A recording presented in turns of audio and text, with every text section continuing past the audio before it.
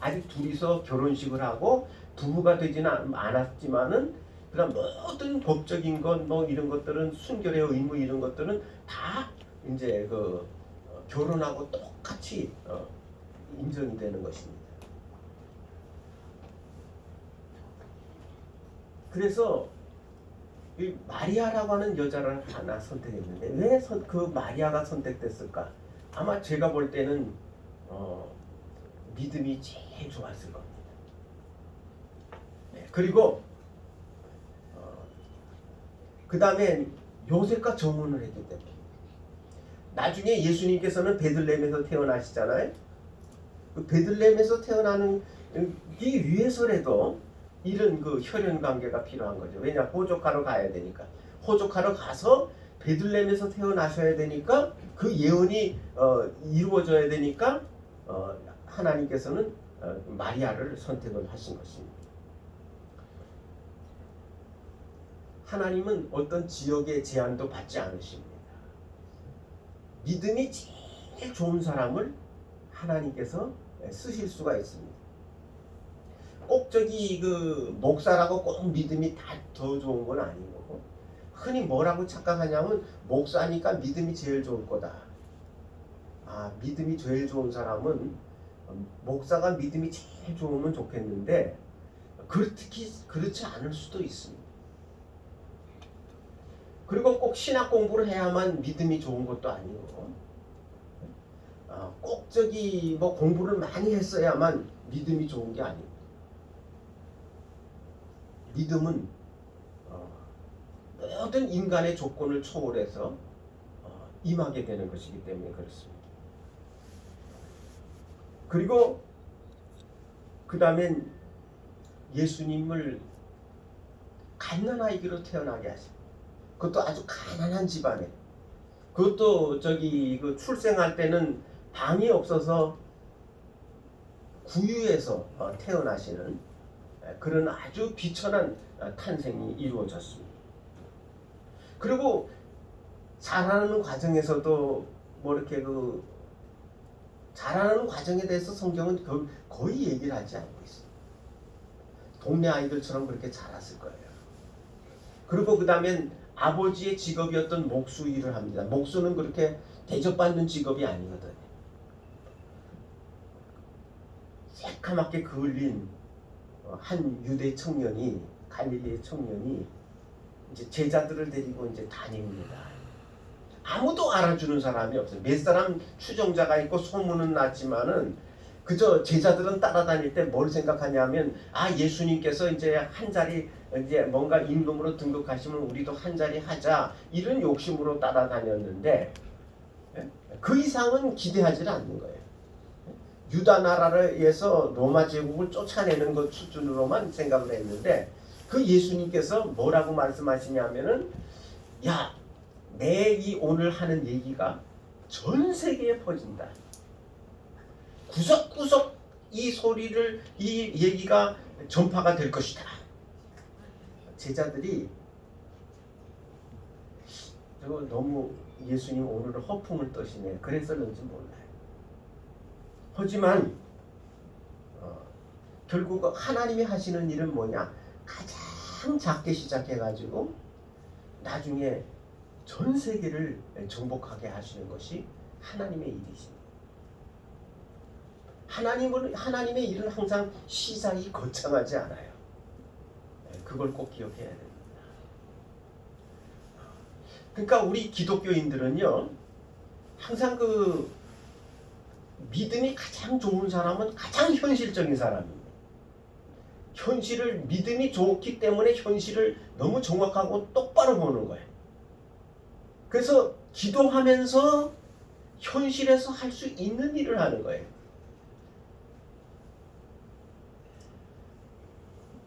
그리고 하나님께서 인도하시는 대로 한 걸음 한 걸음. 예수님의 역사는 33년에 끝났습니다만은 지금 하나님의 계속되는 역사를 보면 대를 이어서 우리의 조상들이 한국의 교회를 세우고 오늘까지 우리 증조 할아버지 때부터 또 할아버지 때부터 아버지 때부터 우리까지 계속해서 하나님께서는 지금 일을 계속하고 계시는 것을 우리가 보게 되는 것입니다. 그리고 우리가 마지막으로 우리가 묵상해야 될 것은 뭐냐면 이 하나님의 놀라운 말씀에 우리가 어떻게 반응해야 되는가를 우리가 묵상을 해야 돼요.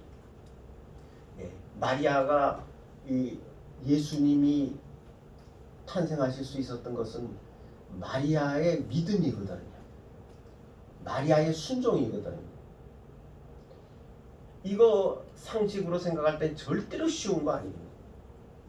누가 믿어줍니까? 누가 믿어줍니까? 분명히 100% 뭐라고 생각하냐면 저기 어디 남자하고 뭐 관계를 맺었나 보다. 그 위험한 게 뭐냐면 폭행을 당했다 그러면은 벌을 받지 않아요. 범인은 누구냐? 범인만 돌로 쳐서 죽이면 되거든요. 근데 폭행이 아니고 천사가 나한테 그렇게 얘기를 했어요. 그래서 애를 가졌어요. 이렇게 얘기를 하면 그 남자가 누구냐? 남자는 없어요. 저는 남자를 경험 안 했어요. 어느 제사장이 그걸 믿어주고 어느 판사가 그걸 믿어주겠습니까? 그래서 그러면 이제 아마 아기를 낳은 다음에 돌로 쳐서 죽게 될 것입니다. 이렇게 상황이 말도 안 되는 상황이 이루어졌는데도 불구하고 마리아는 그 말씀을 믿고 순종하고 받아들이는 것을 우리가 봅니다. 믿음이라고 하는 것은 어떤 경우에는요 말도 안 되는 것을 갖다가 받아들이는 경우가 있어요. 근데 이건 특별한 겁니다. 일반적인 신앙은 뭐냐면 항상 상식에 입각을 해야 되거든요. 항상 상식에 입각을 해야 되는데 경우에 따라서는 말도 안 되는 그런 상황을 우리가 받아들여야 되는 경우가 있습니다.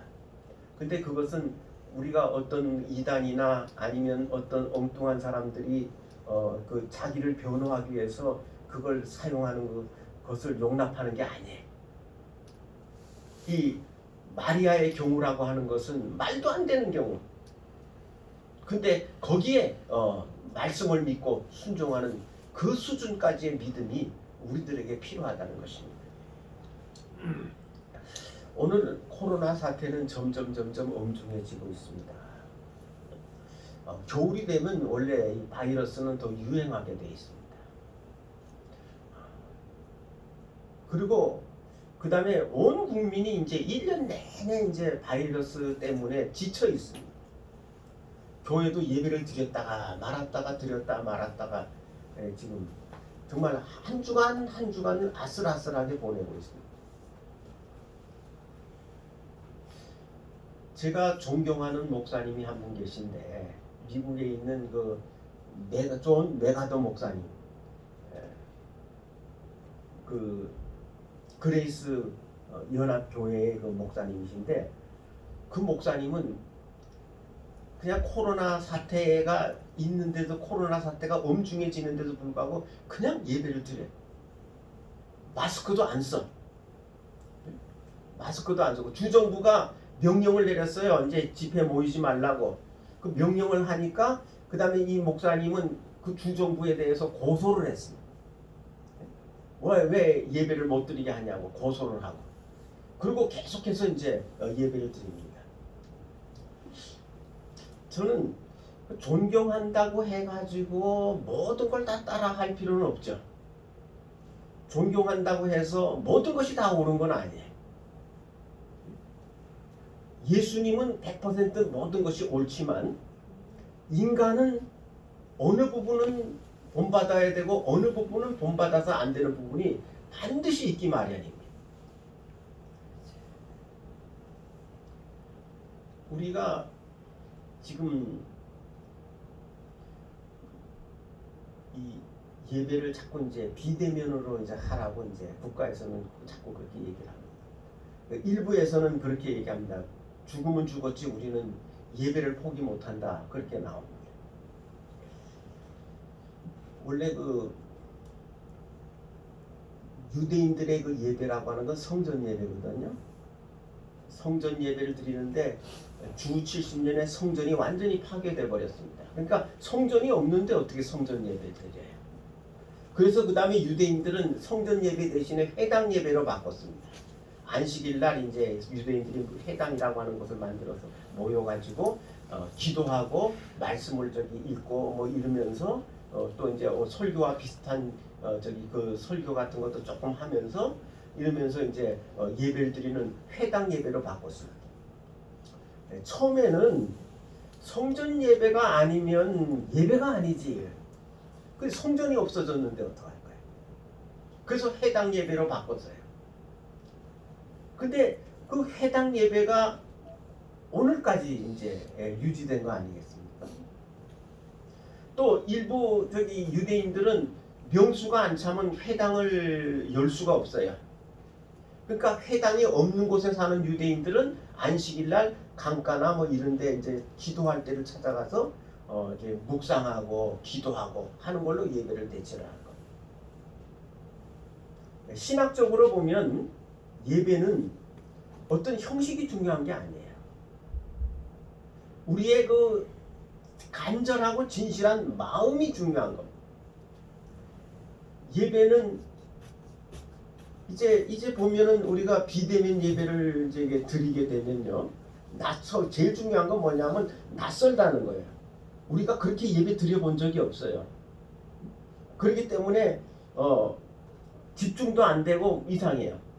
그럼 만약에 그렇게 예배가 계속 된다 그러면 또 거기에 또 우리가 적응을 해야 되고 또 적응을 하게 되는 것입니다. 그 가운데서 하나님의 역사가 임하게 되는 것입니다. 그렇기 때문에 형식을 고집하고 형식에 목숨을 건다고 하는 것은 기독교적인 신앙의 자세는 아니에요. 형식은 계속 바꿀 수 있습니다. 형식은 계속해서 바꿀 수가 있습니다. 다만 이제 뭐 염려하는 건 뭐냐면 국가가 이제 통제한 게 지금 비상식적인 상황에서 통제 아니에요? 그게 이제 이 문제가 다 해결됐을 때도 계속 통제를 할 것이냐. 유럽 사람들이 자꾸 데모하는 이유가 바로 그런 거 불안해서 또 나오는 거거든요. 네, 그리고 무엇보다도 이제 보면 열심히 하는데 코로나가 전염되는 것이 과연 하나님께 영광이 되느냐, 그것이 옳은 것이냐, 이거 깊이 묵상을 해야 돼요. 우리가 꼭 마스크를 쓰라 그러죠. 이 마스크를 쓰면은 바이러스를 막아줄 뿐 아니라 우리의 기관지를 보호하는 기능도 있습니다. 왜냐하면 우리가 이제 이 마스크를 쓰게 되면 우리가 이 입과 코에 수분이 이제 보호가 되거든요. 축축해진단 말이죠. 우리가 목과 코가 축축해지면 바이러스가 들어와서 감염되기가 어려워집니다. 공기가 어느 정도 이제 습기가 있는 것이 굉장히 중요해요. 겨울이 바이러스가 극성 부리는 이유 중에 하나가 뭐냐면 건조하기 때문에 그렇습니다. 건조하기 때문에 바이러스가 극성을 부리고 그 다음에 또 우리의 호흡기가 건조해지기 때문에 바이러스가 더 쉽게 감염될 수가 있는 겁니다. 그건 뭐냐? 하나님께서 그렇게 설계하신 거예요, 우리를. 그럼 그렇게 만드셨으면 그렇게 맞춰서 우리가 상황을 해야 되는 거죠. 마스크도 안 쓰겠다. 이것도 이제 문제가 되는 거죠. 무엇보다도 이제 우리가 이 코로나는 사람에 따라서는 사람이 죽는 병이거든요. 감염되면. 근데 나는 이제 멀쩡해. 어쨌든 간에 뭐 감염이 됐든 또 몰랐는데 감염이 돼서 넘어갔든 멀쩡해. 근데 다른 사람이 감염이 되거든요. 그럼 나는 괜찮았지만 나 때문에 그 사람이 죽을 수도 있는 거죠.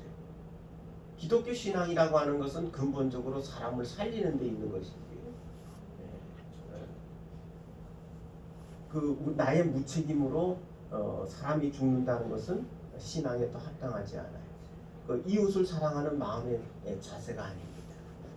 오늘 우리는 이 엄중한 상황에서 하나님께서 우리에게 말씀하시는 말씀이 무엇인가?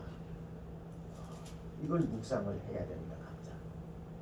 이건 묵상을 하고 이 상황에서 이제 어떻게 무엇을 선택하는 것이 가장 하나님의 뜻에 합당한 것인가? 무엇이 하나님을 사랑하고 나 자신을 사랑하고 이웃을 사랑하는 것인가 하는 것을 묵상하는 저희가 되길 바랍니다. 기도하시겠습니다.